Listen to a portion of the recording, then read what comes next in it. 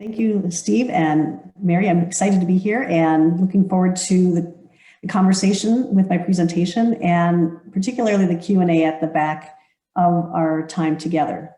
And as Mary said, I'm going to be talking from a CFO's perspective on building value in your business and how investors would think about that.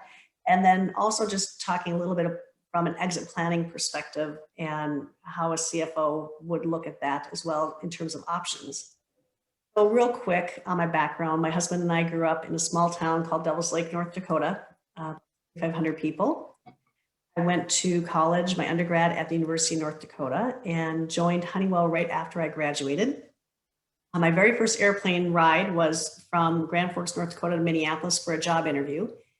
So that's a small town girl for you right there. And when my youngest of 3 kids was 3 years old, I thought, gosh, I should go get my MBA. And so I got my executive MBA from the Carlson School at the University of Minnesota. And that was a crazy time. I'm not sure I'd recommend that timing. My husband and I have 3 kids, adult kids, and a 5-month-old grandson, which if you guys have grandkids, you know how great that is. And as Mary said, I've been in the C-suite for 15 years, 3 of them as a CEO, 12 of them as a CFO. And in the last 12 years, I've been working with private equity owned businesses. And the first company I worked at, we did sell that business to a strategic buyer. So I led the financial side of that with my CEO. And we found really a great business partner to buy our business. And I think it was great for our employees. It was great for the owner group that wanted to exit. And that was the PE firm. Prior to that, I worked in residential real estate for an entrepreneurial company that was striving to be the largest in the industry, and they weren't at the time. And so while I was there, we completed 16 acquisitions that grew the business from 400 million to 1.8 billion. And I learned a lot going through those transactions, and I think that's what positions me at least to have a point of view that I think is relevant on this topic about what drives value and the things to be thinking about when you're transitioning a business and how to make it successful. And so with that, let's jump right in. So what should you be thinking about today? I have 4 major points here, and I'm going to hit some a little harder than others, but they're not in any particular order. I have at the top kind of assessing the team you have today and the team of the future. And it's about having the right people in the right seats, which I understand you guys have talked about traction and the EOS system, which I think is a great framework for growing businesses to just provide the right level of structure that you need without impeding growth. And I think it's about having the right people in the right seats at the right time. And what I've seen in growing businesses is not all employees are going to grow equally with your business. And the biggest challenge that, certainly I've had as a leader in my development, my career development, has been around making those decisions quickly. So when you know a person's not growing with your business and you've invested in their training and you provided feedback and coaching, and when you get through to that, I would encourage you to be bold and make decisions quickly. And probably a lot of that learning comes from being part of a PE-based business. They're very quick on people decisions. My second point is assessing business changes and capital needs of the business today and the business in the future. And we all know that the time to ask for capital is really not ideally when you need it, because when you are at a point where you have to have credit, it shifts the power base to lenders. And that can impact your pricing and honestly can impact the amount of capital that you have access to. And investors like banks will view that as a business risk and price your debt accordingly. But an example I have here, earlier in my career, I had joined a video rental company, which I understand that probably dates me pretty clearly. And when I joined it, they had just completed an acquisition that doubled the size of the business. And so they were in the process of integrating those 2 companies together. Probably 9-10 months after I joined the organization, the largest competitor in our industry rolled out unlimited movie rentals at the shelf. And so that was going to transform that landscape at that point in time. From a finance perspective, what that meant is cash. Like we needed cash in order to secure more inventory to be able to match what our largest competitor was doing. And our challenge was we just spent all of our cash buying another company. And so we didn't have cash on hand to go toe to toe with them. So what any business would do is we were publicly traded, so you can't go to your investors and say you want to put more money in, because at that point you had those issues of shares of stock. So you'd have to look at, how to put more shares out into the marketplace to generate cash. You'd have to look at going to your current bank or banks and asking for additional credit capacity. So the company took all of those steps and came back with no additional capital. And so at that time I was in Treasury. And so the solution I came up with, which was not great, but given the number of doors that were closing on us, was to do a sale leaseback on our office furniture. And I'm not sure what your office furniture looks like, but ours was not necessarily great. So that just points to the urgency of needing access to that cash. I was with that business for about a year and a half and left. And I think a year after that is when they ultimately filed for bankruptcy, because it was constantly a challenge between paying employees and paying vendors. And so that access to capital and the timing of it and what's going on in your industry is really critically important to understand as you're thinking about your future, which then goes kind of into assessing your competitive landscape. And things that I think about just broadly across industries is, are there barriers to entry, meaning that, can anybody come into your space? Is the technology in your space changing and evolving? And are you driving it, or are you matching a competitor's approach? And then are you in a highly fragmented industry, which from an investor standpoint can be attractive if investors want to kind of roll up the industry. And so I have a couple of examples around that. One company I was in, we distributed pharma samples. And so we had made the infrastructure investment to build secure areas where we could store these pharmaceutical samples. So it was, locked spaces, being able to track people going in and out, having cameras in there to make sure that we could visually see, as well as having the electronics to do the tracking. And then, the close management of all the inventory. And we had just a handful of customers at that point in time in that pharma space. And as we were evaluating the business, it became very clear that from a value creation or growth perspective, we didn't have any specific sales talent dedicated or devoted to growing that pharma business. Yet we thought it was important enough to make the capital investment in the business, but then we didn't invest the growth resources, being the sales team, to actually maximize that investment that we had been making. So as you think about your business, investors are going to catch things like that, and they're going to question things like that, and they're going to kind of assess the leadership team if that is a swing and a miss. So, making sure that where you're making your investments, that you're also putting your talent around growth in those same areas. In terms of highly fragmented industries, I have an example from the residential real estate space, and our strategy was to be the largest in the country, and we weren't at that time, and that we wanted to pursue the number 1 or 2 real estate company in any market that we were going to go into.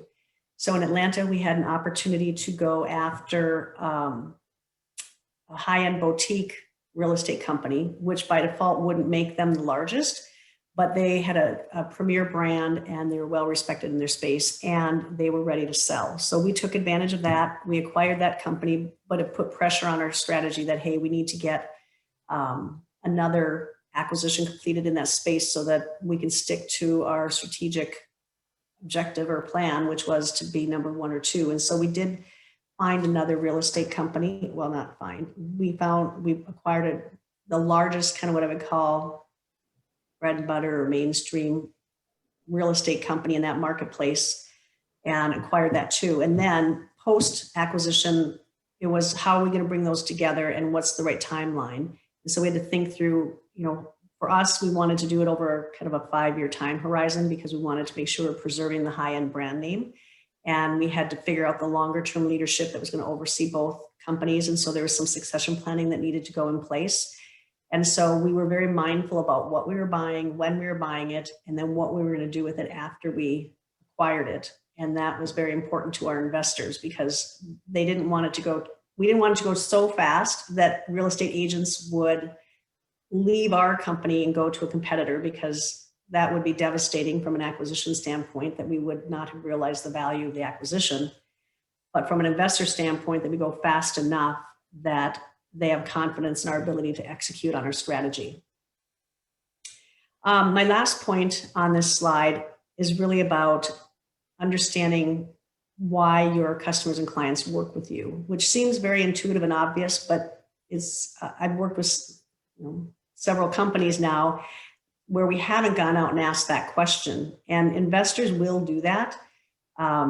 When we were acquired and when we were acquiring, well, we were buying real estate companies, so we realistically weren't going out and talking to homeowners, but the company that we sold, our buyers wanted to go out and talk to our customers, and we needed to know what they were saying, but we hadn't been as forthright or in terms of reaching out and talking to our customers to understand what they were going to say. And then there's always some risk because your customers might not know that you're doing a transition. So it's a very delicate relationship. But I would say that the one thing that I wish we would have been more assertive about, and that I take forward with me into companies I work with, is ask the questions now, understand now what differentiates you in the eyes of your customers. And it will inevitably open up opportunities as well as they explain what they value, and you can figure out how do we maximize that and how do we integrate ourselves more tightly with our customers. And I have a couple examples of that as well. We had a customer, a client of ours that distributed gift cards and wanted to automate. And we were not in a place where we had the capital to make that investment with that customer on our own. And so we partnered with them. They put in equal amounts to us to get that automation in place. And the power of that from an investor standpoint is that client customers is with us for the foreseeable future because they've invested capital into our company in the form of that automation. And so that, of course, means we need to step up and make sure that we continue to execute consistently and not take the foot off the gas. But it would make it harder for that customer client to move their business in the short term. We also had another client where we would distribute their uniforms for a quick serve restaurant. And so that would be kind of our bread and butter as a business. But what we offered to them initially to integrate was we'll provide the order entry system and we'll take care of the cash transactions with the franchisees. But in addition, our client didn't want to take care of the sourcing. So they identified where they wanted to buy it, but they didn't want to be in the business of having to take care of ordering the inventory, replenishing the inventory, and keeping track. So we were able to take that work on for them. And then they gave us a working capital line to do that. So we weren't using our money. And additionally, we were able to structure the contract that we were not responsible for the inventory obsolescence. And so that was helpful because from a business perspective, we were doing what we do with a lot of other clients around fulfillment and distribution, but we had integrated further up in their supply chain and created a long-term partnership with them that it would be difficult for them to move or replicate on short notice. I would also say that an example of where that can fall short as well is we were having a client meeting in our offices. I wasn't part of it, but our CEO was, and he relayed the story to me that he had joined the meeting because it was in our offices, and this client, they were just having initial conversations, and it was him, and it was our account management team and sales team in there as well. And they were talking about some challenges they were having in the business. And it wasn't with our service or anything we did for them. And so everybody at our team, they were just listening passively. And our CEO is engaging this client about how we could potentially help them solve that challenge they were having, even though it didn't relate to our services, but it was kind of what I call a click away from what services we did provide. So while we didn't have an off-the-shelf solution per se, it was something that was close enough to our wheelhouse that we could create it and solve that problem for them. But what disappointed him and alerted him to kind of a learning opportunity for our team was that we weren't listening for that. And so as we think about how we grow our businesses, it made us wonder, like, how many other interactions that we're not part of with our clients do our employees miss that opportunity to help solve problems and be a value add to our clients, even if it's not when it's not related to our service, but it's something that we can do that would be a growth opportunity for us. And how do you train your employees to kind of have their antenna up and be listening for that and be proactive around finding solutions? So that, I think that's really part of what sets you up and differentiates you. And those are things that investors are looking for, is how much do your clients need your services, and how much do they rely on you, and how much of an extension of their business are you versus just being a transactional vendor for them.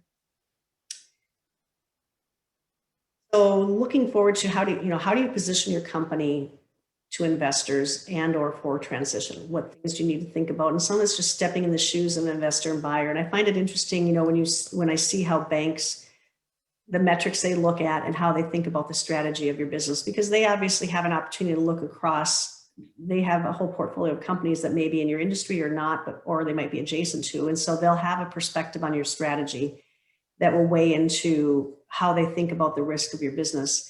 And so, one of the things that I've found in working with private equity is that the mix between recurring and non-recurring revenue is really important. And so one of the companies I worked at, we had a strategy of we wanted a 70-30 mix. And it wasn't terribly scientific, but we knew at 70% recurring revenue that we could manage our staffing levels. So we supported retail, which typically has a high turnover. And we were paying, $10 to $13 an hour for our labor. So again, that's a tough, especially in today's environment, but staffing level to kind of keep filled up and engaged at the right levels. So at 70%, we felt like we could, and they were part-time resources for us. So we could keep them busy, we could keep them where they needed to be, and we could be efficient with our work, which would keep our pricing reasonable. Because our strategy was, when you go into a retail store, you want to do as much work as you can while you're there. You don't want them to have to drive between multiple stores, because it's non-value add time as they're moving between stores. The 30% for us represented pipeline opportunity. So they would be typically project-based work, non-recurring, one-time kind of business. And we were a smaller business. At that time, we were 25 to 30 million. So we didn't have a large sales team. And so these one-time projects became pipeline opportunities to recurring revenue. So they were paid for projects, and we could show them our services, how well we did, what the reporting was. And then afterwards, our sales team could approach them and engage them to try and build and develop recurring revenue with these project-based clients of ours. So for us, again, every business is different. You'd have to think about what that mix is, but we tried to be very mindful about what that mix was, because we would have years where we would get these huge $1 million projects in, but they were non-recurring. So the challenge then, as you're putting your plans together for the next year, is you have to make that up and then add to it. And that's so challenging to do. And interestingly enough, too, being mindful about it is important, because I had employees that understood that's what our strategy was. So as some clients would come in, they'd be like, oh man, this particular client is over our threshold. Do we want to quit taking work from them because they're going to be outside that, over that threshold, which I guess I'll get to more on client concentration. I guess I kind of jumped ahead there, but let me move on to client concentration. So client concentration for banks and for a lot of PE firms is they don't want any one client to be more than 10 or 15% of your revenue. And when they go back and look at the stats, they felt like they maximized their ROI when no client had more than that 10 to 15%. And so my story was, when we would get somebody that would kind of pop over that 10 to 15%, and maybe they'd be at 20, 25, it'd be like, should we quit taking work from them so we can get them, back down within the range? And as an owner, I would imagine you're cringing, thinking, no, that would never be what you want. And that would be my response too. And it would be, okay, now we need to amp up what the sales team and the rest of the account management team is doing, because we need more business to bring that dilution of concentration down. It's not that you say no, it's just we need to have more revenue. But it's interesting how employees think. And so we need to always be talking to our employees too, because it's interesting how they might perceive something differently than what you do. On that client concentration, we had been working with a client for, it was over 50 years. And we were taking care of a department in a retail store. And we had a competitor that was taking care of another department adjacent to ours in a retail store. And the retailer took us both to an RFP. And we were the larger in terms of revenue and volume with that retailer. And through the RFP, they decided that they were going to put all of the business with one supplier.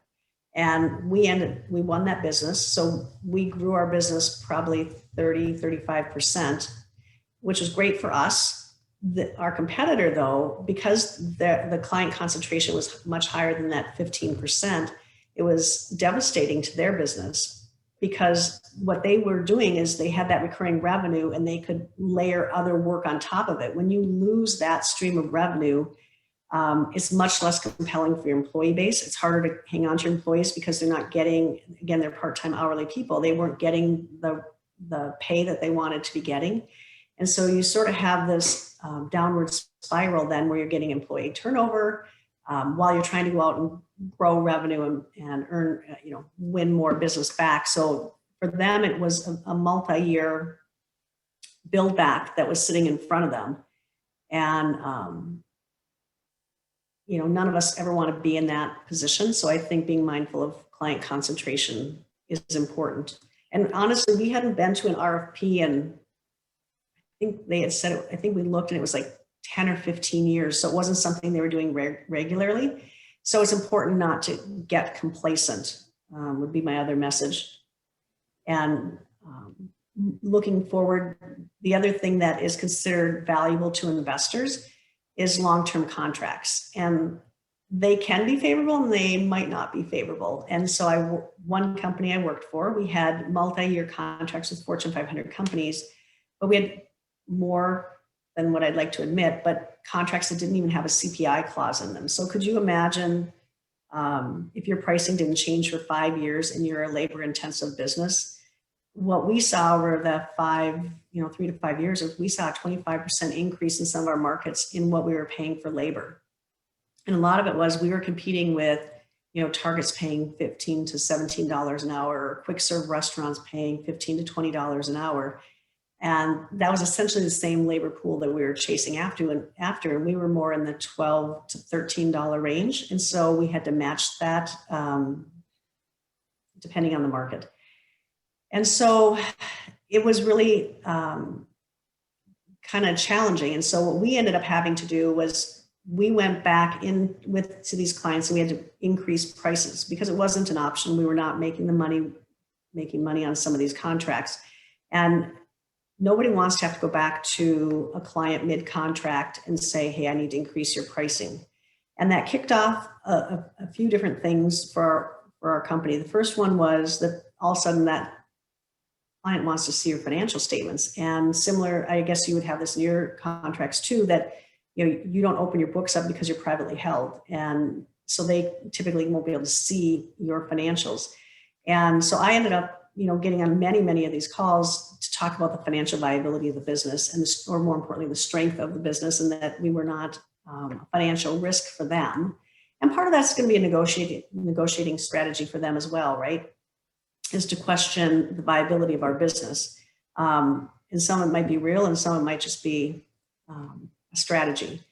And so we were successful in getting them to increase, but we also understood that when the contract did come up for renewal, we're going to be in an RFP, which, most strategies would be, how do you avoid an RFP?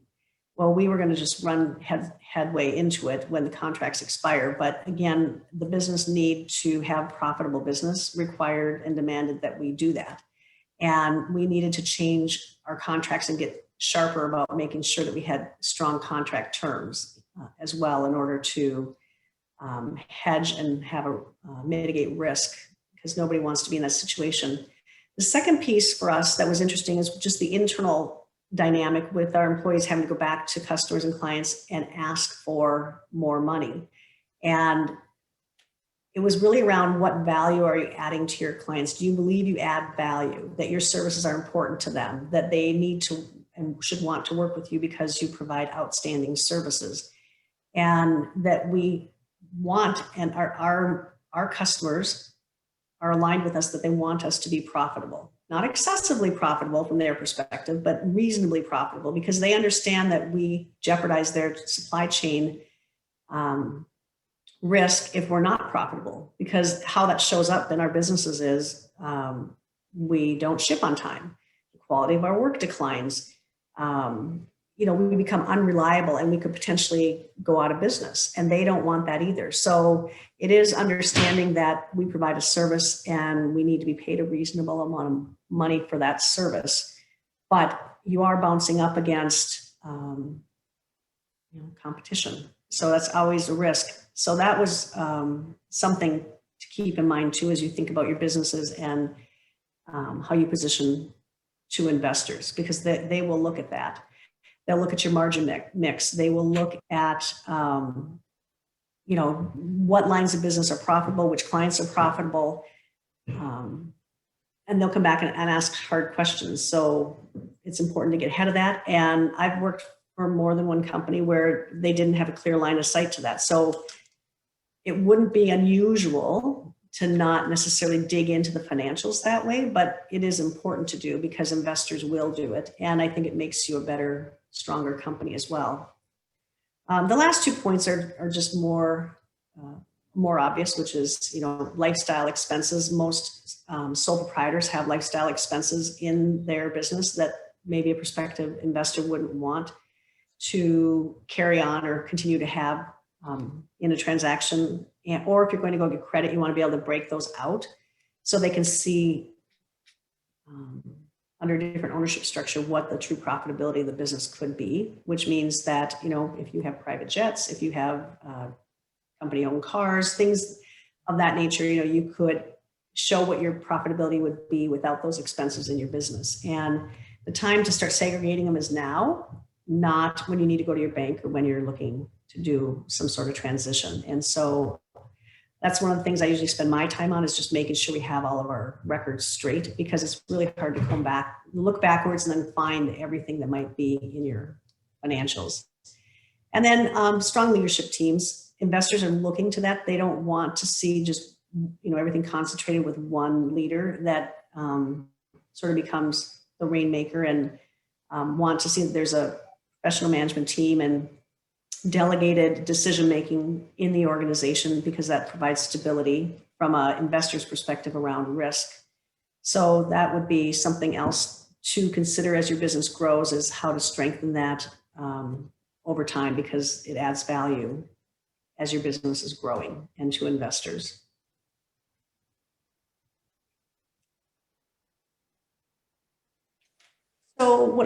So looking at business risk from an investor's perspective, we've covered some of these, but I would say, clarity of your business strategy, which seems like such an obvious thing, but I would say that there's one business that I was part of where our largest client, we were providing a service to them that we didn't provide to anybody else. No other client in our business had that.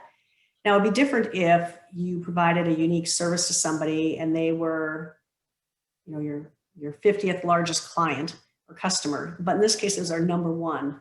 And so that's always an interesting thing to think about is, what is our strategy? And can somebody outside the organization understand it? And can they assess or ascertain a value to put on our business if it's that diametrically different from client to client? And so that's what I mean around clarity of business strategy. That if you're going to have a unique business, can you replicate it? And if not, should you be in it? And then how do you address that?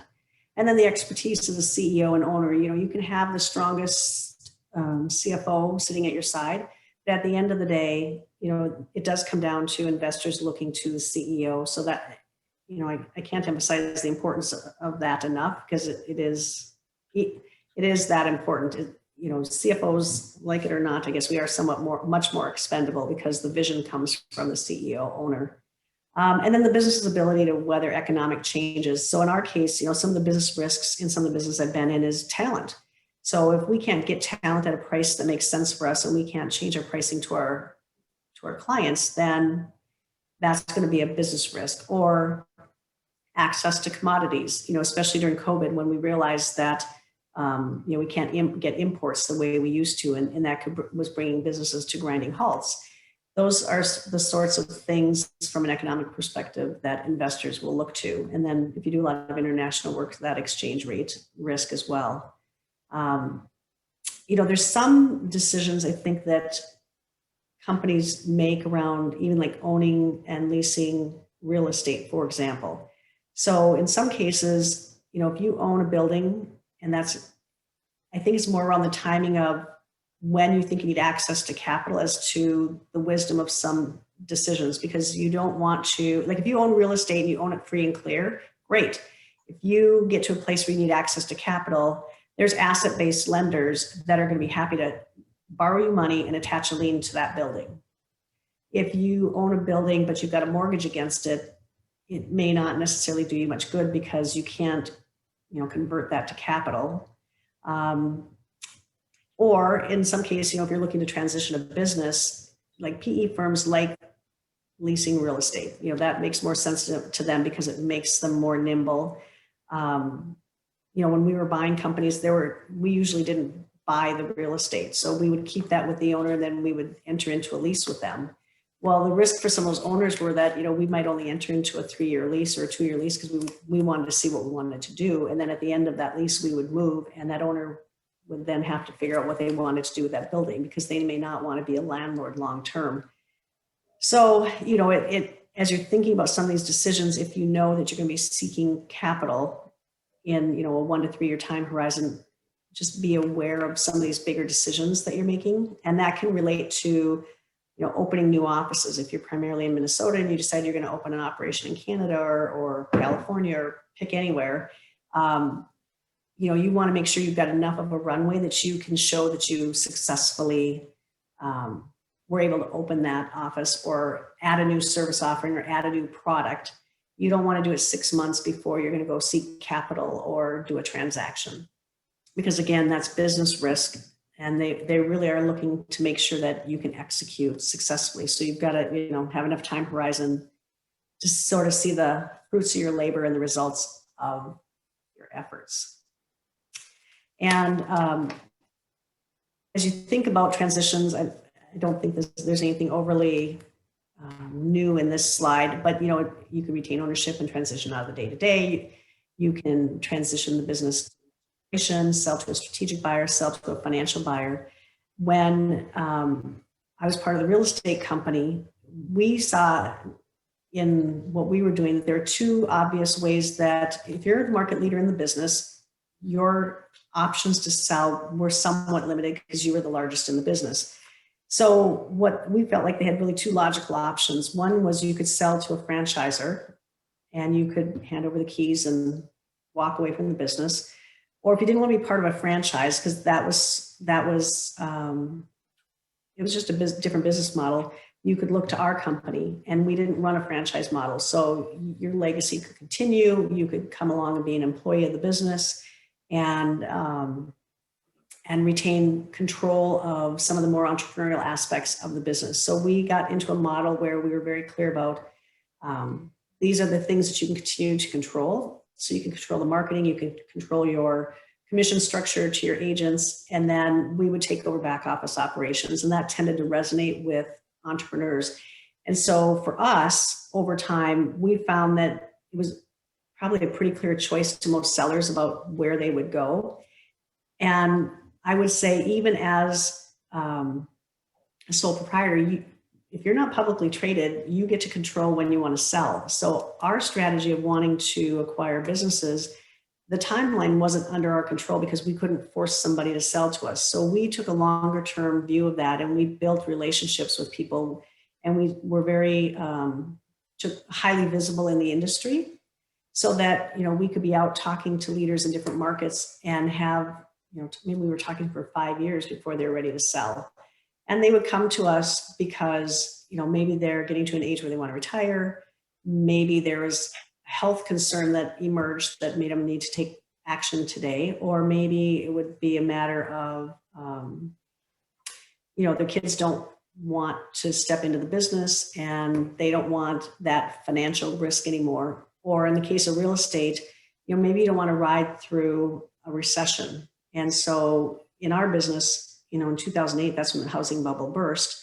That a lot of owners don't want to go through those kind of cycles more than once or twice. And that might make a decision around what they want to do with their business long-term as well. And so I think what I learned from that, so I'm seeing it from a buyer perspective, but from a seller perspective, being mindful of what are your options, and what sorts of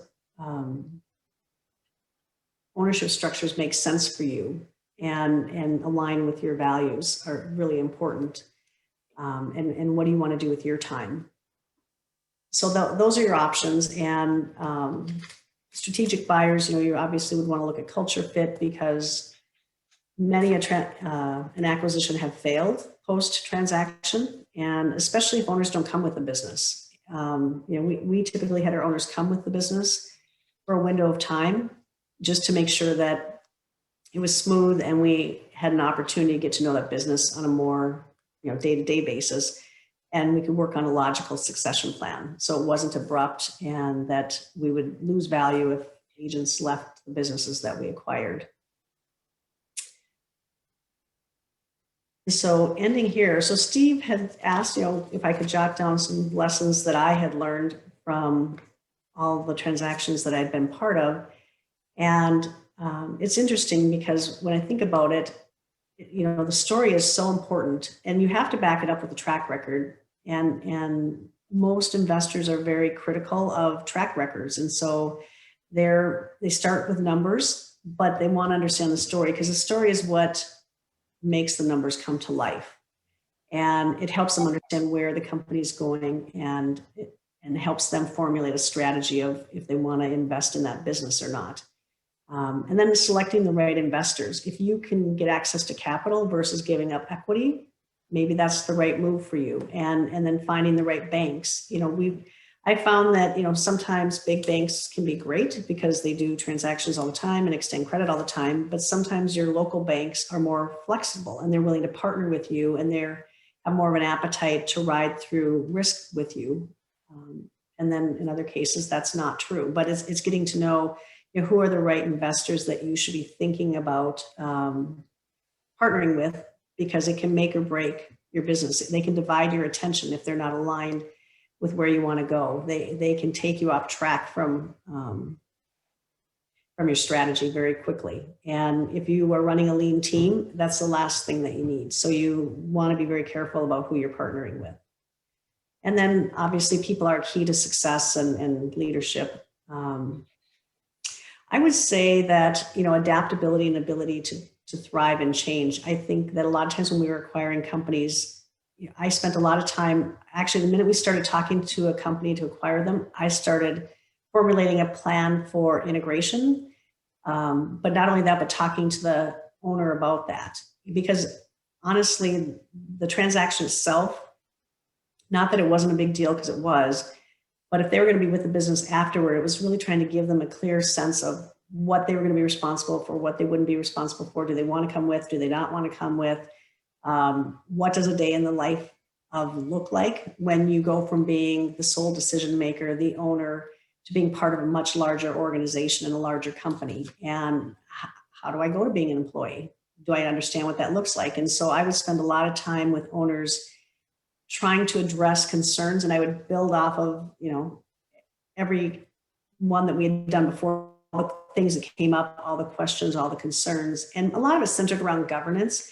honestly, you know, and delegation of authority, because we were part of a much larger organization. So we had to be kind of buttoned up on that. And so, you know, they couldn't just decide to go take on a new lease on their own. And that ruffled feathers sometimes. And so then it's like, oh, next time I buy a company, I got to make sure I start talking about that up front so people aren't surprised, because you want people to be excited about post-transaction as well. I think that's how you create value and not lose value in businesses. And then I think even a lot of times, because some businesses didn't want to use financial advisors because there's a cost to that. And it oftentimes slowed down our ability to buy businesses.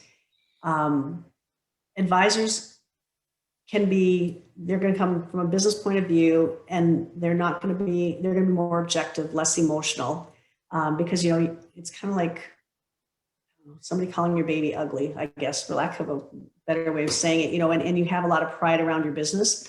And so having kind of that buffer of, whether it be an attorney or a broker or somebody in between that can be more objective and yet still protect, you know, your interests in the business, I think is really valuable, is what I've learned. And when people didn't have advisors, the conversations took longer. They were much more delicate in terms of having them. And oftentimes, if we were buying smaller businesses, they may not have a CFO. And so it really wasn't what they call kind of a fair discussion, sitting across the table with somebody, you know, significantly less experienced. So I think that the value of advisors can't be overemphasized, but I think you have to be working with an advisor that understands your business as well. And last but not least, I think really planning for the future starts today. And I think it's thinking about ultimately, where do you want to go? Where do you see, you know, what's your time horizon? What are your options? What makes you excited? And just thinking 5 to 7 years down the road will make all the difference in terms of the planning that goes along with that. And with that, that is the end of my remarks. And I'd like to turn it back over to Steve, and we can go into some Q&A. So thank you very much.